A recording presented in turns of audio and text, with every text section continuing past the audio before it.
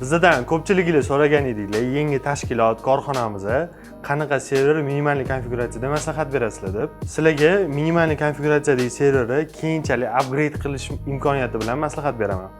Xo'p, bu serverimizda Dell 380 Genon serveri hisoblanadi. Bu serverimizda o'zi bitta kortina bo'ladi. Buni keyinchalik 24 ta xat поддержка qiladigan qilib yasatib olsanglar bo'ladi, upgrade qilib olsanglar bo'ladi. Bu kortinamizda 8 talik bo'ladi, ya'ni 8 ta xat поддержка qiladi. Sizlarga maslahatim, ikkita SSD qilib qo'yinglar, ya'ni Windows sistemi uchun kelgan 6 ta xat qilib qo'ysanglar ham bo'ladi. U хранилище bo'lib turadi. Keyin 4 ta fan qo'yiladi, bitta protsessor bo'lsa, ikkita protsessor bo'ladigan bo'lsa, 6 ta fan полный qo'yiladi. Xo'p, boshiga ikkita 32 talik DDR yetadi, meni fikrimcha. Keyinchalik o'zingizlar xohlaganingizni to'ldirib olsanglar bo'ladi. Bu serverimizda 408 write controller qo'ydirsanglar bo'ladi. SAS xatlarni поддержка qilish uchun.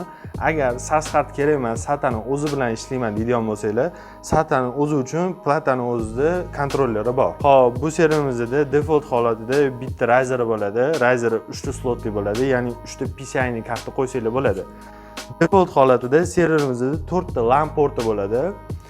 Bitta dona 8 vatli blok pitanyasi bo'ladi.